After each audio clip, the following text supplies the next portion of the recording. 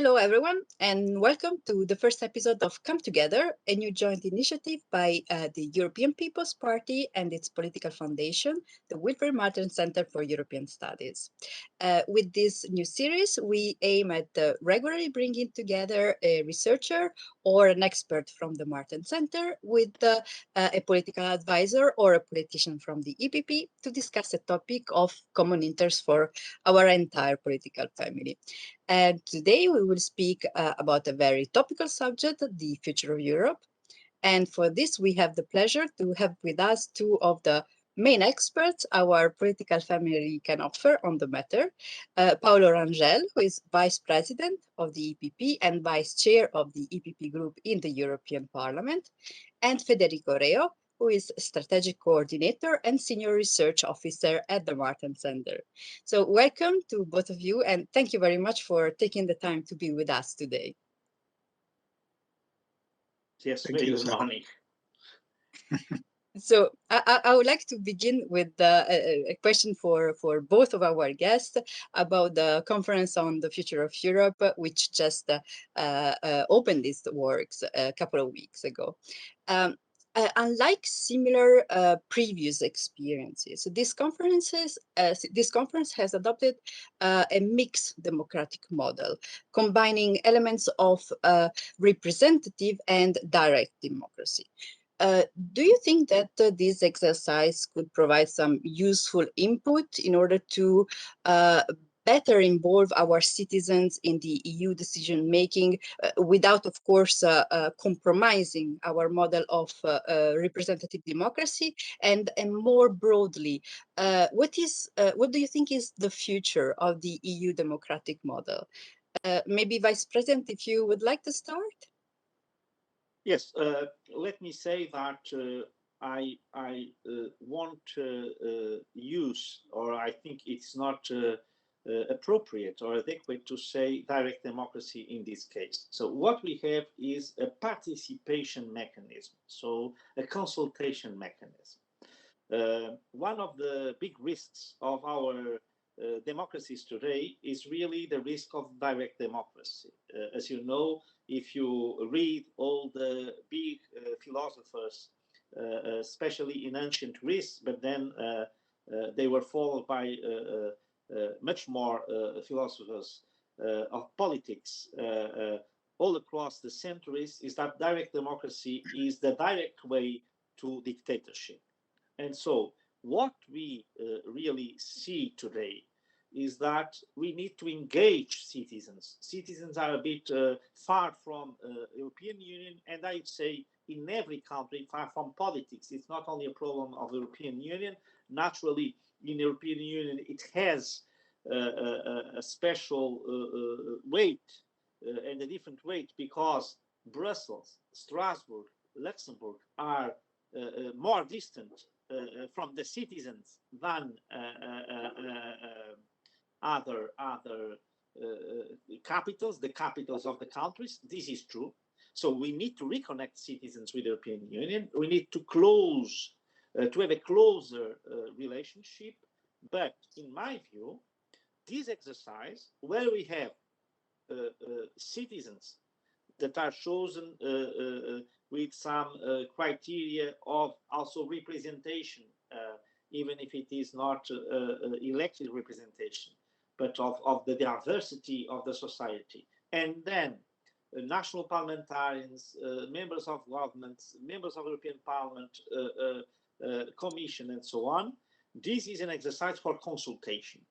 And so I didn't use the word direct democracy. This is to get closer the representatives that are elected to the people. And so it is probably a deliberative exercise, to use a concept of American political science, but not really to replace or to substitute the representative democracy. The truth is that at the end of the conference, the conclusions will be, I'd say, presented to the different institutions in order to see what can we do with them. Probably they will recommend some legislative reforms. some institutional transformations, even some change of the treaties. This can happen, but this is not made by the conference. The conference will be a kind of impulse, initiative to reflect upon these conclusions, but not really to replace the role of the democratic representative institutions. That means European Parliament and naturally national parliaments. Thank you very much. And Federico, what do you think? As Italian, you have a direct experience about this kind of subject, right? Yes, exactly. Well, I couldn't agree more with the vice president that direct democracy poses very grave risks of plebiscitary, historically, sliding towards tyranny. And so, as you say, in Italy, we have had recently a very prominent example of those risks in the practice of direct democracy of the five-star movements, which is now transforming and admitting basically that its own idea of direct democracy could not work out.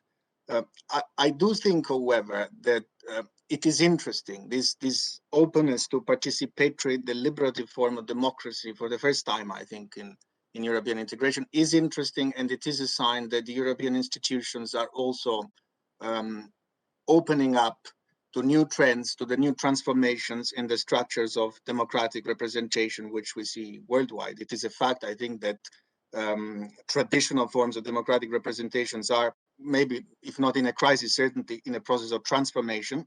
Some of these experiments that we mentioned, or whether distorted, were a sign of this crisis and of this need to invent, different forms of democratic representation. And the reason is simple: that I think very individualized societies in which there are very weak intermediate bodies and very weak ideological also narratives cannot be fully represented, in the traditional ways. Therefore, I think it is a positive step that we are experimenting also with forms of participatory, sort of deliberative, almost in some ways, democracy at the European level. As to the second part of your question, which is the future democratic model of the EU, well, my views, I have stated them somewhere else. I tend to define the EU as a democratic federal union. Democratic, not democratic, and the difference is important. Federal union means that I think the union should move, and hopefully this conference on the future of Europe will help the union move towards a solid bicameral system, with a chamber of states, which is the Council of the EU, and the chamber of citizens, fully empowered chamber of citizens, which is the Parliament of the EU. And there is some work to do, for example, in terms of right of initiative to the Parliament. We don't have that. We can envisage, I think it would be positive, a direct election of the president of the commission through the Spitzenkandidaten process, potentially, or through other means. And the democratic component means, democracy is a term that is more and more used in the academic debate on the EU. And it is defined normally as a union of peoples who govern together but not as one, meaning a union of peoples who has no vocation to becoming a demos, and therefore a fully consolidated single people, and who retain also in their democratic structures elements of internal pluralism. What does this mean? It means that for this federal union to work, the democratic structures of the EU had to be very well rooted in the democratic systems of the member states as well.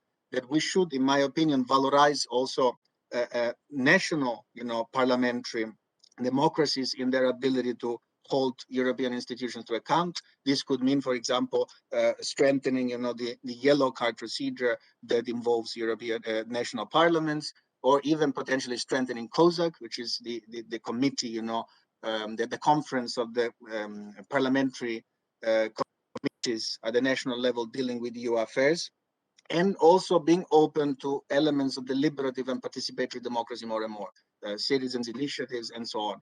So I think a combination of these two dimensions, a federal union interpreted through democratic lenses and rooted in the national democratic debates and spheres, probably is the best model for the future. in my opinion. I don't know whether the vice president might have a different view, but. And by the way, I suggest our viewers to check the episode of your podcast, so Europe Out Loud, that deals with that. It's a bit dated, but it's still very topical. So as I said at the beginning, you're both experts about the subject. You're currently working on question about the future of Europe, and I think there is a common thread that runs through both the paper on the future of Europe that the EPP group is working on, and yours and Martin Center's long-standing work on a new Europeanism, and that is subsidiarity, which we know is a core principle for our political family. So again, Vice President Rangel, what do you think is, how would you define exactly subsidiarity? Because sometimes it's a concept that is a bit misunderstood. And what should its role be for the future of the EU? Yeah, let me say first, and the things are related with your questions, that I cannot agree more with the idea of a two-chamber system. I'm a federalist, but unfortunately, the word federalist is really misunderstood today, because in a certain way, it protects much more the small and medium-sized states that normally claim that they are not heard. They would be much more protected with a federal system that normally they fear than with the current system, where the influence of the big states is much greater, because there are no clear rules of separation of what is competence of the union, what is competence of the states. There is not clauses to protect, and so I'm clearly a federalist, but not in the way, for instance, when people say transnationalists, this is not federalism. There is no federation with a single constituency across the federation. This doesn't exist. Not even in the states, the election of the president. The reason why 4 times in history it was elected a president that was not the one that had more votes is because the electoral college, the college to have a college in the United States to elect the president, is organized in a federal way. And so this is a very important thing, and I fully agree. By the way, this was a discussion that is still open in EPP group, because I'd say that the vast majority would like to have a two-chamber system. That means that we would have the Council of the European Union would be the chamber of the states. That, by the way, should be called council, because in the tradition of federalism, you have these council federalists and the Senate federalists. The German tradition is the council tradition, where are the governments of the states that are represented, and not really the parliament or direct election. So we could live with that perfectly. It's totally suitable. Then this would pose a huge problem, where there are very divisive opinions. That is what should be the role of the European Council. This would be the next issue, because should it be merged with the second chamber, or should it be an institution apart, or should it disappear with a direct election of a president of the union that could be president of the commission also, and things like this. Okay. But only to say that the trend, in my view, is very much the one that Federico has presented. Then we can, in some details, have some differences. But this would be, in my opinion, the best future for Europe, even if I think we are not so close to that as I would like. And this has to do with subsidiarity. Why? Because I also have this discussion frequently within the group and in the outside world, if I may say so.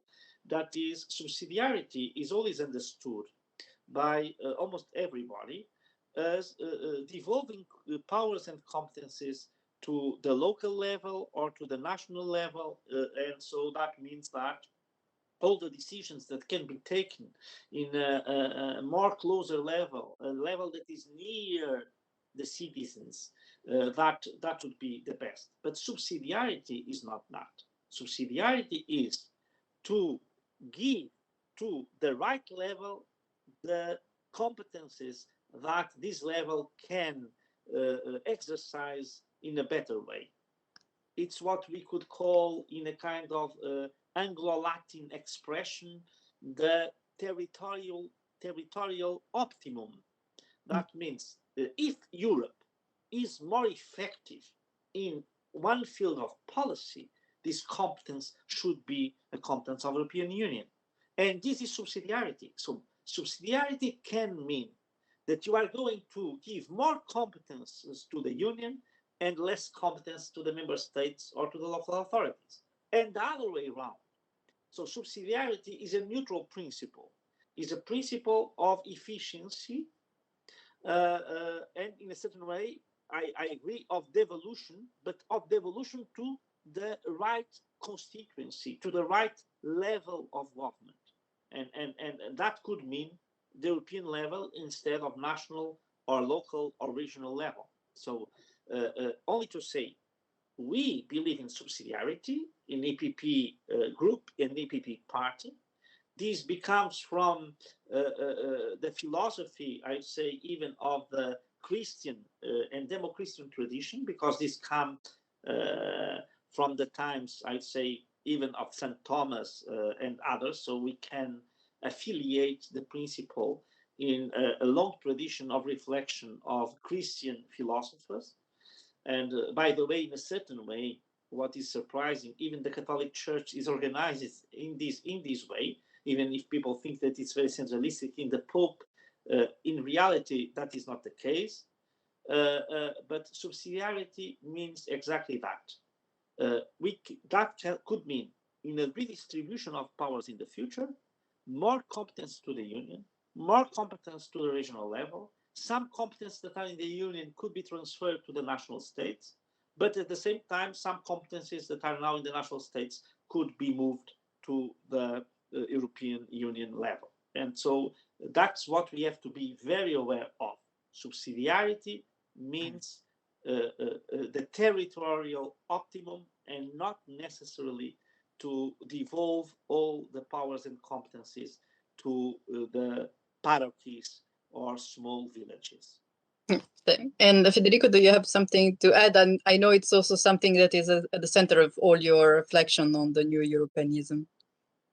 Yes, well, it's not easy to add because well, the vice president has said it all, Already said it all. and I entirely agree basically with everything. Well, I call myself a federalist, but precisely because the term as acquired in the European jargon, such as centralist, meaning and connotation very often. I have tried it over the last few years to speak about true or authentic federalism, which is anti-centralist in spirit, and it is based on the principle of subsidiarity along the lines of what the vice president was saying. Of course, indeed, there is a reason why we feel like that, because as the vice president was also saying, maybe subsidiarity is the most Christian democratic of EU values because it comes directly from our tradition. It is defined for the first time in a papal encyclicals in the 1930s, although it has a much more ancient pedigree, of course. I do think that there is more work to be done there. The way the principle is defined in Article 5, and it has been applied, especially in practice, I think, over the last couple of decades, it has become rather legalistic and bureaucratic and ineffective, although it is justiciable in principle, meaning that the European Court of Justice could pronounce on that. The court has refused, to really have a exercise a subsidiarity control on EU acts.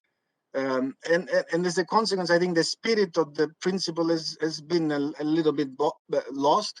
I would say that it is the lifeblood of a democratic society that is structured from the bottom up, organically, starting from the inviolable rights of the individual, whose rights should not be taken away from the community, first of all, and then also insisting on the prerogatives of the lower community and the need for the higher community only to intervene in a subsidiary way. Subsidium means help in Latin. So it is about helping the lower community and the individual to fully realize themselves, to fully realize their potential. In a way, it is about authority always being at the service of the lower entities and of the individual itself. Now, what is the potential that this holds for the future of Europe? You're right to say that in a way, in the Martin Center work on the future of Europe can be seen as a call for returning to a rigorous interpretation and application of the principle of subsidiarity in the practice of European integration. And why is this important? First of all, because again, as the Vice President sort of hinted, it has the potential to clarify one of the biggest issues, I think, institutionally of European integration now, which is the confusion of competencies, the very complicated allocation of competencies between the national level and the European level and the subnational levels. This was one of the problems we should not forget it, that the constitutional process was already supposed to solve, but it was left open, in the Lisbon Treaty. So I think there is work to be done there.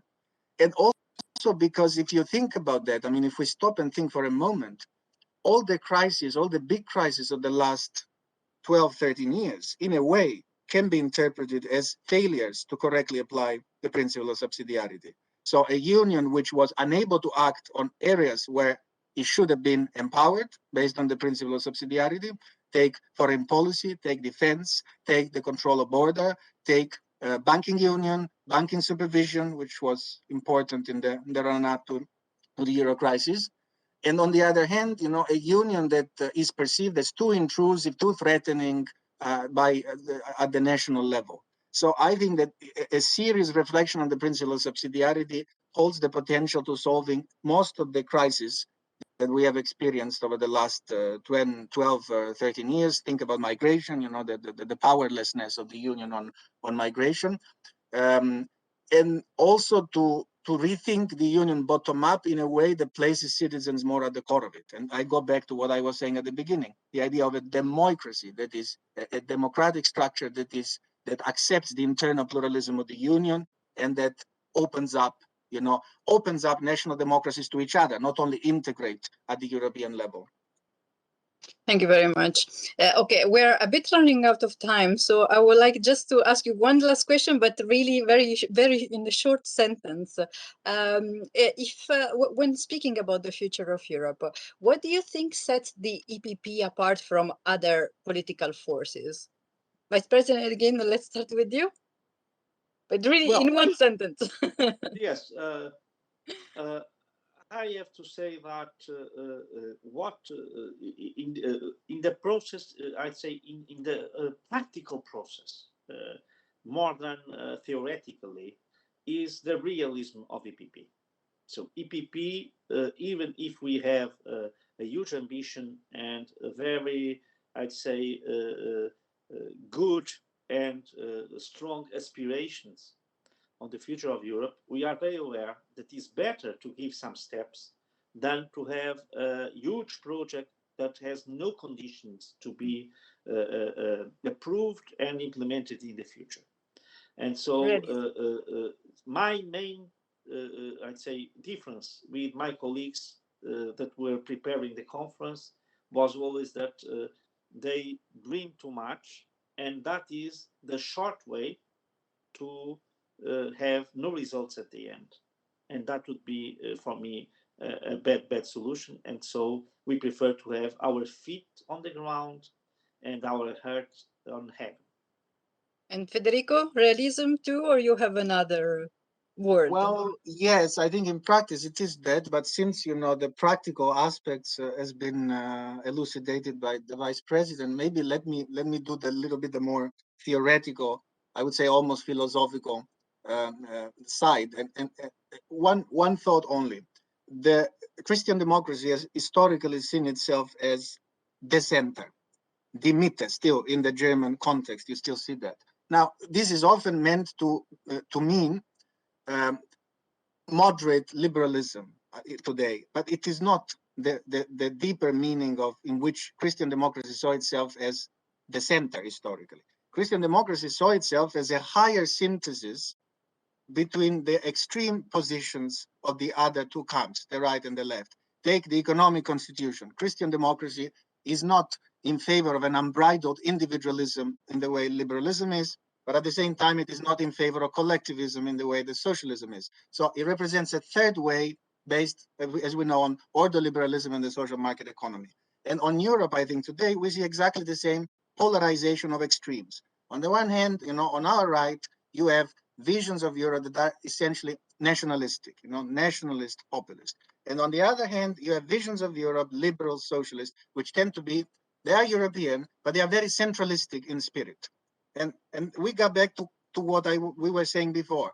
The vision, I think, of the center-right is the vision of a third way, a superior synthesis, a federal union based on subsidiarity, which also have the potential to reconcile, Eurosceptics and Europhiles. So in this sense, I think the center-right is the pivotal element of the European political structure because it has this ability to connect the opposites and overcome them in a superior synthesis. This is what I would say. So a second meaning to the yes, Vice President. If I may, this is another name for realism. That is what is possible to achieve. Yeah. Right. And also another way to say come together, right? Like the name of this new series. So thank you very much to both of you for joining us, for answering our question, and also for all the work that you are doing in the EPP, in the Parliament, and in the Martin Center. And to all our viewers, thank you for tuning in to this first episode, and we will soon see you soon with another episode of Come Together.